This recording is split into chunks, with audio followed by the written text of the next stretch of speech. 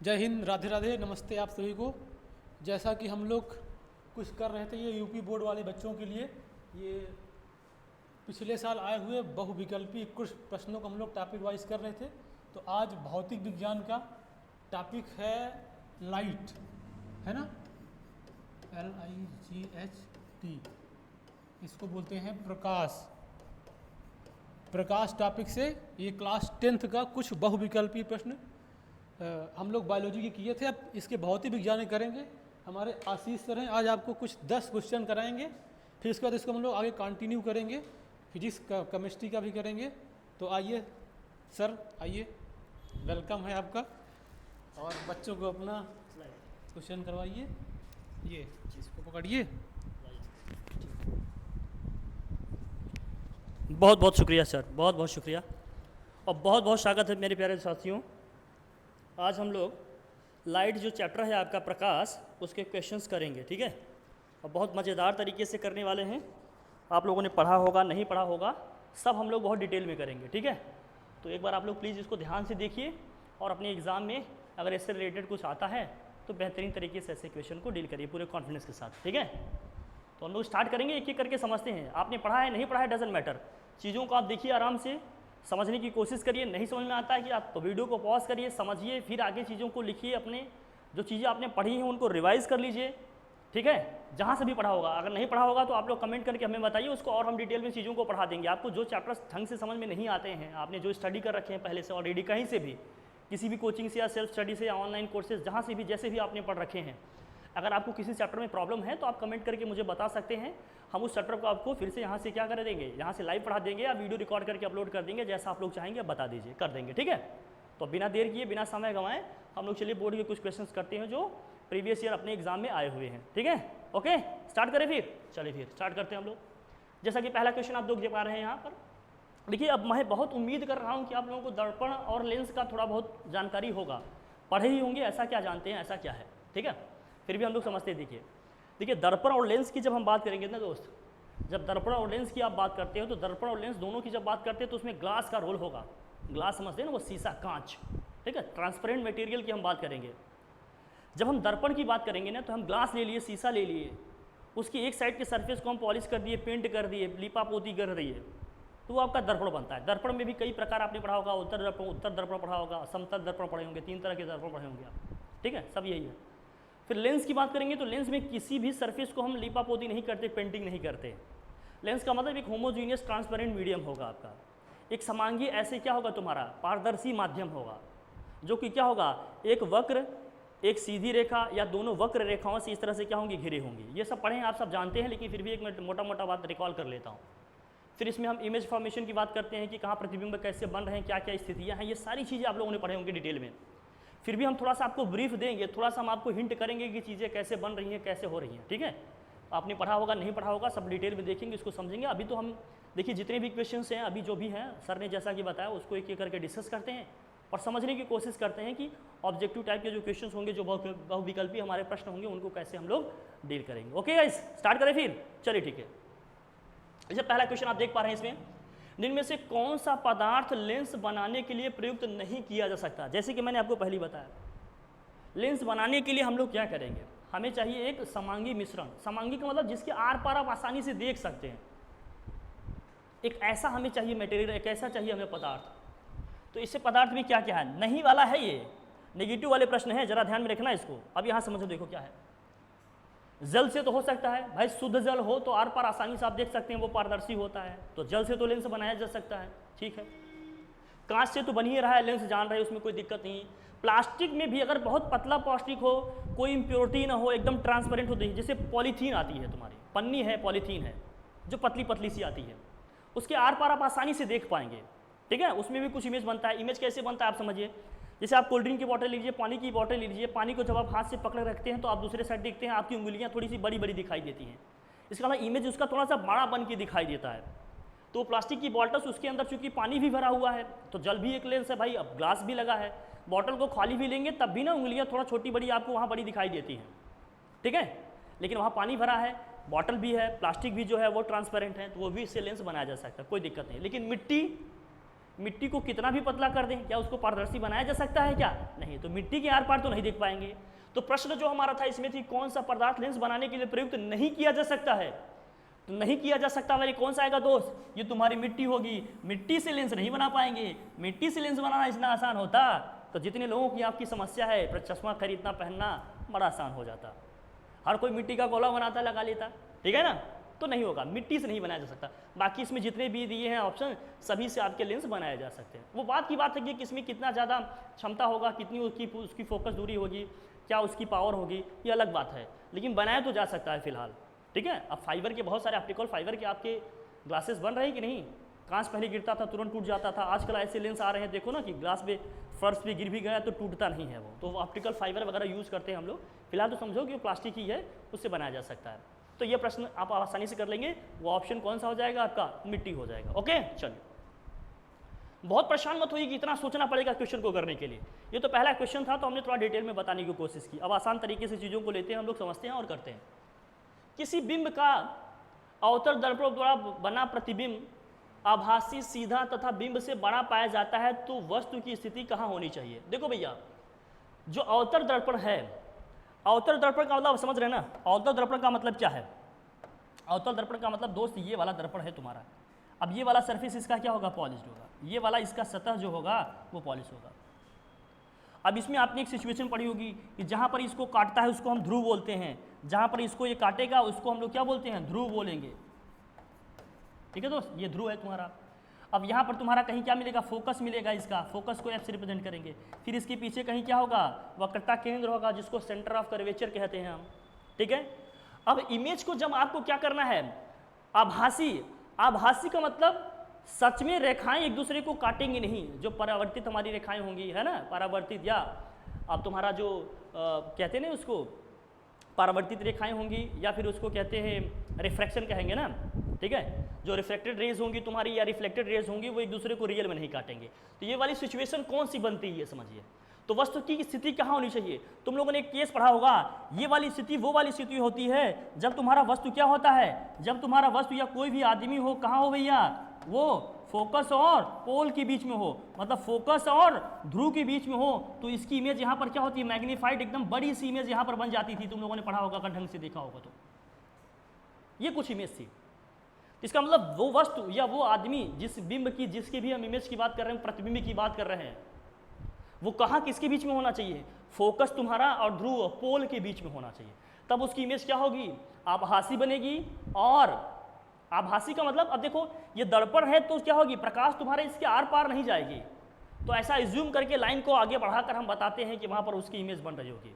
दोस्तों इस पर हम लोगों ने बहुत डिटेल में बात की, वीडियो भी बना रखा है।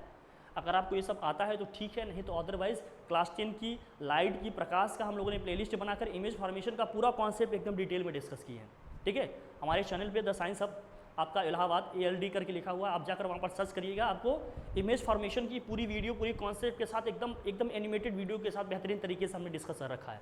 तो एक बार वहाँ से आप देख लीजिएगा, सारी चीज़ें आसान लगेंगी। बहुत आसानी से आप इमेज फॉर्मेशन में तो कभी फंसेंगे ही नहीं, बहुत आसान तरीके से बता दिया गया है, ठीक है। तो यहाँ होगा, तो कहाँ होना चाहिए? फोकस और ध्रुव के बीच में। ऐसा कोई ऑप्शन दिया है? देखो जरा, ये दिया देखो, दर्पण के ध्रुव तथा मुख्य फोकस के बीच होना चाहिए। तो ये वाला ऑप्शन दोस्त आपका क्या हो जाएगा? एकदम करेक्ट हो जाएगा। यही वाला ऑप्शन हमें चाहिए था। ये वाला ऑप्शन एकदम क्या हो जाएगा? करेक्ट हो जाएगा आपका। ये वाला ऑप्शन एकदम करेक्ट हो जाएगा। दर्पण के ध्रुव तथा मुख्य फोकस के बीच होना चाहिए। ओके डन, चलें आगे बात करें, ठीक है। बिल्कुल, जहां जो टॉपिक समझ में नहीं आएगा आप कमेंट करके हमें बता सकते हैं, हम उस पर डिटेल में आपको वीडियो बनाकर दे देंगे, ठीक है। फिर आप आराम से देखिएगा। जैसे नेक्स्ट क्वेश्चन है, देखिए अब नेक्स्ट क्वेश्चन में है, किसी वस्तु का वास्तविक एवं बड़ा प्रतिबिंब बनाने के लिए उसे अवतल दर्पण के किस स्थिति में रखना चाहिए? वास्तविक बनाना है, वहां आभासी था। वास्तविक तथा क्या बनाना है उसका? वास्तविक एवं बड़ा प्रतिबिंब बनाने के लिए अवतल दर्पण की किस स्थिति में रखना चाहिए? अब तुम लोगों को आइडिया होना चाहिए, इसको तुम लोगों ने पढ़ा होगा, बहुत डिटेल में किया होगा। नहीं किए हो तो देखो मैं समझाने की कोशिश करता हूँ आपको। अब ये तुम्हारा अवतल दर्पण है, मान लो ये दोस्त है तुम्हारा अवतल दर्पण। अब इमेज फॉर्मेशन की जब आप बात कर रहे हो तो ये तुम्हारी क्या हो गई? प्रिंसिपल एक्सिस हो गई तुम्हारी, है ना। अब ये तुम्हारा C हो गया, ये तुम्हारा F हो गया, ये तुम्हारा P हो गया, ये ध्रुव होगा, पोल हो गया, ये फोकस हो गया, ये सेंटर ऑफ कर्वेचर हो गया, तुम्हारा वक्रता केंद्र है। अब वस्तु तुम्हारी यहाँ है, मान लो दोस्त यहाँ है वस्तु तुम्हारी। अब जानते हो वस्तु जहाँ भी होती है अब उससे क्या होती है? रेखाएं निकलती हैं, आगे की तरफ बढ़ेंगी। अब दोस्तों यहाँ से रेखा आगे बढ़ेगी, तो कहाँ से जाएगी? फोकस से निकलेगी, बनेगी ना ये। फिर यहाँ से जो जाएगा, अब यहाँ से जब जाएगा तो ये तो तुम्हारा फोकस से पास हुआ, ठीक है। अब देखो सेंटर ऑफ कर्वेचर पे ये नहीं है दोस्त, सेंटर ऑफ कर्वेचर से नहीं है, तो लाइट रेज तुम्हारी यहाँ से ऐसे निकलेंगी। अब ये सेंटर ऑफ कर्वेचर से इस तरह से पास होगा, सेंटर ऑफ कर्वेचर से पास होगा, फिर जहाँ पर एक दूसरे को काटेंगी ना, यही इमेज बनेगी। और ये इमेज बहुत बड़ी होती है दोस्त, स्पेस थोड़ा सा कम है, मैं थोड़ा सा ये छोटा बना रहा हूँ, लेकिन ये लाइट इस तरह से आपको बढ़ाकर देखो, इमेज फॉर्मेशन की बताया क्या हो गया। ये दोनों रेज जहाँ पर काटती है वहीं पर प्रतिबिंब बनता है, यहाँ पर हमें इमेज मिलेगी, यहाँ इसकी प्रतिबिंब मिलेगी, जो भी ऑब्जेक्ट यहाँ पर रखा हुआ था उसकी इमेज तुम्हें यहाँ मिलेगी। और ये इमेज थोड़ी सी बड़ी बनती है, हमेशा क्या होती है, ये बड़ी इमेज बनती है। तो वस्तु की स्थिति कहाँ होनी चाहिए? ये तुम्हारा सी वक्रता केंद्र और फोकस के बीच में होना चाहिए। ऐसा कोई ऑप्शन दिया है? जी जरूर दिया है, ऑप्शन नंबर बी, जिसमें क्या रहा है, वक्रता केंद्र सी और फोकस बिंदु एफ के बीच में होनी चाहिए। तो बिल्कुल सही है, इसको यही करना था, यही ऑप्शन है। ठीक है दोस्त, ठीक है, ओके, चलिए आगे बात करते हैं। फिर हम लोग सारी चीज़ें हमने कहा वीडियो इसके हमने बना रखे हैं, आप ढंग से देख लीजिएगा कि एक बार में आपको समझ में आ जाएगा। और बहुत बेहतरीन तरीके से हमने इमेज भी वहाँ ड्रॉ करके रखी है, आप चाहो तो स्क्रीनशॉट लेकर रख देना, अपने आराम से बाद में एग्जाम टाइम में रिवाइज करके जाना, आपको बहुत हेल्प मिलेगी उससे, ठीक है।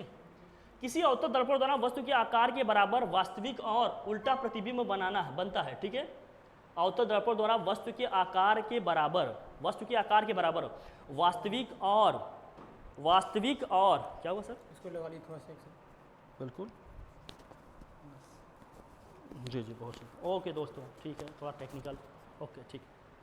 चलिए, किसी अवतल दर्पण द्वारा वस्तु के आकार के बराबर वास्तविक और उल्टा प्रतिबिंब बनता है तो वस्तु की स्थिति होगी, उस वस्तु की स्थिति की बात कर रही हैं। तो भैया इसका तो एक ही केस हम लोगों ने डिस्कस किया था, इसका तो एक ही केस डिस्कस किया था। अगर आप लोगों को ध्यान हो, या आपने वीडियो देख ली है, या आपने नहीं देखा है, या आपने पढ़ा है कहीं से कैसे भी पढ़ा हो, तो इसका केवल एक ही सिचुएशन थी। वो सिचुएशन कौन थी? जब आपका ऑब्जेक्ट किस पे हो, सी पे हो, वक्रता केंद्र पे हो। जब वक्रता केंद्र पे होता था तो जो भी ऑब्जेक्ट यहाँ पर रखा होगा उसकी इमेज जस्ट सी क्या होगी, नीचे पड़ेगी। अगर ये ए बी है तो क्या होगा भैया, ये ए डैश बी डैश इसकी इमेज बनेगी, ये आपने देखा होगा। इसकी केवल एक ही स्थिति थी, जब वस्तु हमारी किस पे हो, वक्रता केंद्र पे हो, सेंटर ऑफ कर्वेचर पे हो, तभी मिलेगा। तो ऑप्शन देखो यहाँ कहीं दिया है वक्रता केंद्र आपको सी में दिया है दोस्तों, तो सी वाला ऑप्शन हमारा क्या हो जाएगा, एकदम ठीक हो जाएगा, ये सी वाला ऑप्शन एकदम करेक्ट हो जाएगा।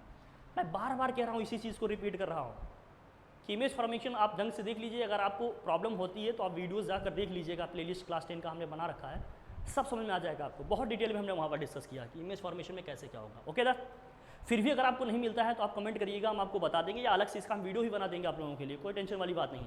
बस आप पढ़ो, चीज़ों क्लियर हो जाए आपकी, ठीक है, डन। चलिए, और भी कुछ अगर आपकी डिमांड होगी तो आप मैसेज करिएगा, हम जो भी हो सकेगा पॉसिबल आपके लिए बना के वीडियोस या लाइव क्लासेस पे आपको बता दिया जाएगा। Okay done. चलिए, तो ये क्वेश्चन नंबर 4 हो गया। नेक्स्ट क्वेश्चन की तरफ मूव करें हम लोग, ठीक है। अब इसमें दिया है किसी वस्तु के से बड़ा आभासी प्रतिबिंब बनाने वाला दर्पण है, तो कौन सा दर्पण था? आभासी है। अब तुमको पता हो कि उत्तल दर्पण में, अवतल दर्पण में अधिकतर तुम्हें क्या मिलता है, वास्तविक प्रतिबिंब मिलता है, और अवतल दर्पण में, उत्तल दर्पण में जो तुम्हारा कॉन्वेक्स मिरर होता है उसमें हमेशा क्या होता है, तुम्हें आभासी, ज़्यादातर केसेस में तुम्हें क्या मिलते हैं, आभासी क्या मिलते हैं, तुम्हें प्रतिबिंब मिलते हैं। तो इसमें आभासी प्रतिबिंब की बात कर रहा है, आभासी प्रतिबिंब की बात कर रहा है, तो कौन सा दर्पण है, उत्तल दर्पण है। बहुत सोचना नहीं है, आभासी याद, ठीक है भैया। आभासी के लिए कौन सा दर्पण हो जाएगा, ध्रुव, उत्तल दर्पण हो जाएगा, ये ध्यान में रखना, ठीक है, ठीक है। आ जाओ फिर नेक्स्ट क्वेश्चन है, देखो जरा। एक अवतल दर्पण द्वारा किसी वस्तु का वास्तविक, उल्टा और अत्यधिक छोटा प्रतिबिंब बनता है तो वस्तु की स्थिति होगी। बहुत छोटा इमेज बन रहा है, तो वो कौन सी स्थिति होगी, बहुत ध्यान रखिएगा। देखिए कहाँ पर है।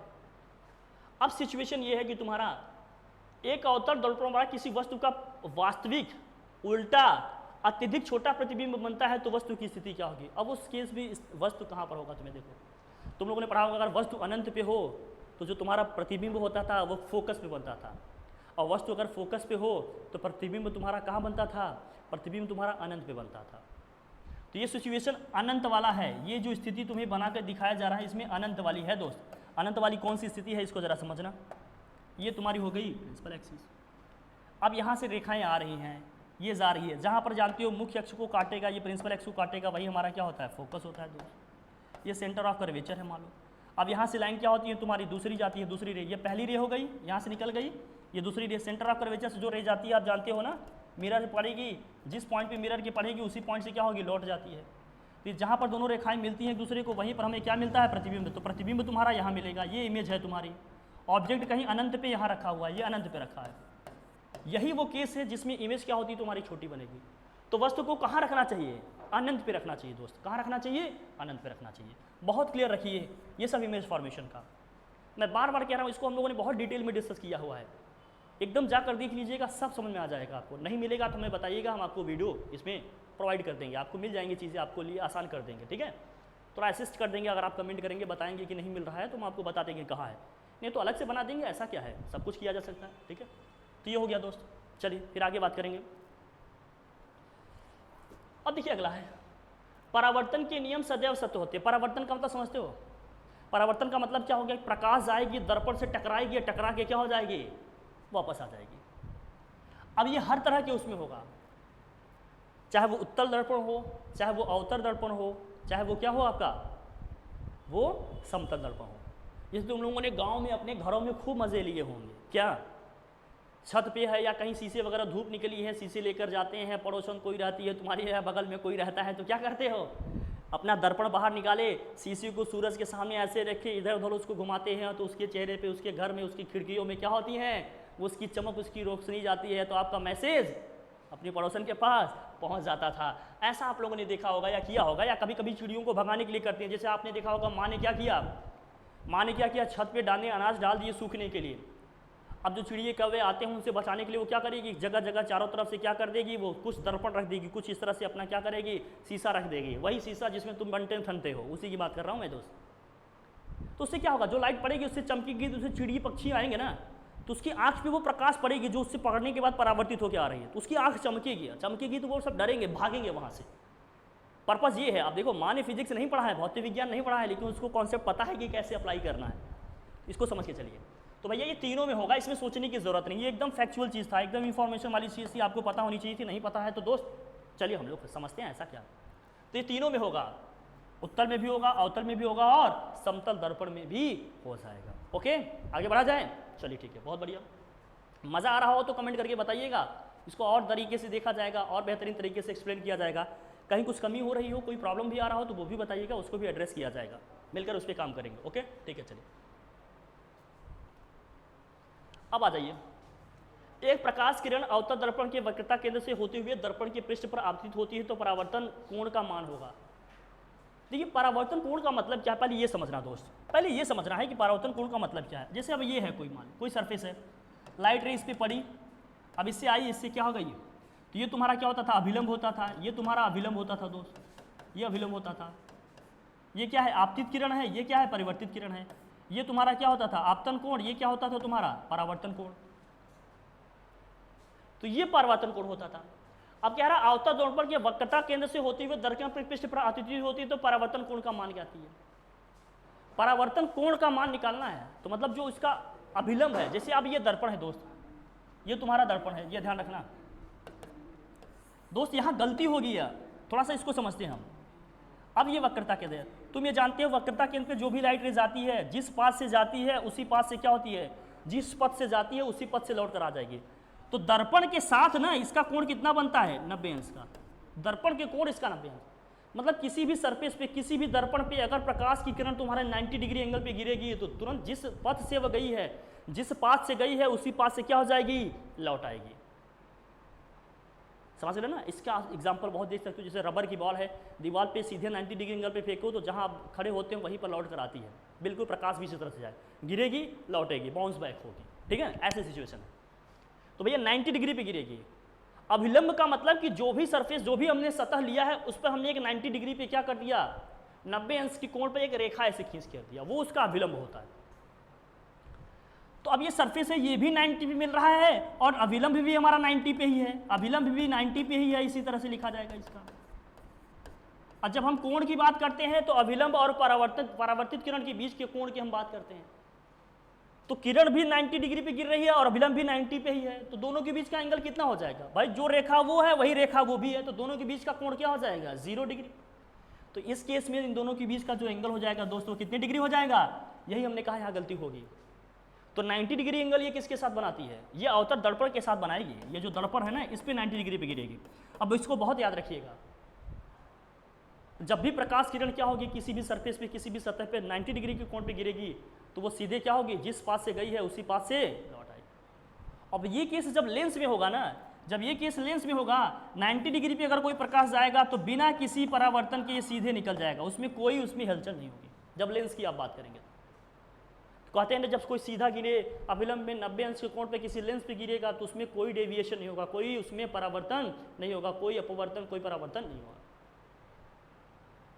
समझ गए? ये ध्यान रखिएगा।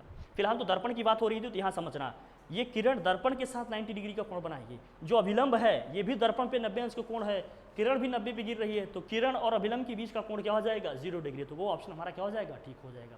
ओके दोस्तों, ठीक है, आगे बढ़े फिर। चलिए फिर आगे बात करते हैं नेक्स्ट क्वेश्चन पे। नेक्स्ट क्वेश्चन में देखिए, अगर किसी गोली दर्पण तथा किसी पतले गोली लेंस द्वारा दोनों की जो है फोकस दूरियां माइनस का 25 सेंटीमीटर है, तो दर्पण तथा लेंस अब होता है। बस बहुत क्लियर होना चाहिए। तुम्हें पता होगा किसके केस में फोकस दूरियां पॉजिटिव होती हैं, किसके नेगेटिव। लेंस के केस में तुम लोगों को याद हो तो लेंस के केस में और उत्तल दर्पण के केस में फोकस दूरियां क्या आती हैं, तुम्हारी धनात्मक आती हैं मोस्ट ऑफ द केसेस में। बाकी उत्तल अवतल दर्पण हो गया, अवतल लेंस हो गया तुम्हारा, है ना, इन दोनों के केस में जो फोकस दूरियां आती हैं ज़्यादातर केसेस में क्या आती हैं, नेगेटिव आती हैं, ऋणात्मक आती हैं। तो दर्पण भी और लेंस भी दोनों क्या होंगे, अवतल होंगे। ठीक है, दोनों क्या हो जाएंगे दोस्त, अवतल होंगे, दोनों ही अवतल हो जाएंगे। तो दोनों अवतल कोई ऑप्शन दिया है, हाँ ऑप्शन ए दिया है, तो दोनों अवतल वाले ऑप्शन को हम लोग उठा लेंगे। ओके, तो दोनों ही क्या हो जाएंगे, अवतल हो जाएंगे, लेंस भी और दर्पण भी। ओके, आगे बढ़ते हैं। देखिए नेक्स्ट क्वेश्चन क्या है, किसी गोली दर्पण द्वारा किसी पतले गोली लेंस दोनों की फोकस दूरियां -15 सेंटीमीटर है। यही सेम क्वेश्चन है क्या, ये क्वेश्चन रिपीट हो गया क्या? गोली लेंस द्वारा फोकस दूरियां कम से क्या है, गोली दर्पण तथा किसी पतले गोली लेंस दोनों की फोकस दूरियां -25 सेंटीमीटर है, तो दर्पण तथा लेंस, ठीक है यही है।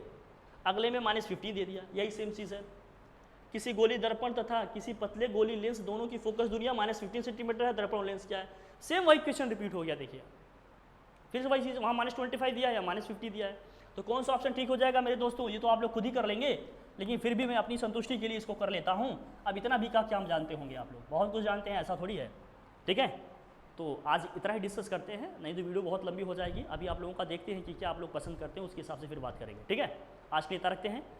प्यार देने के लिए बहुत बहुत धन्यवाद, आगे फिर बात करेंगे, शुक्रिया।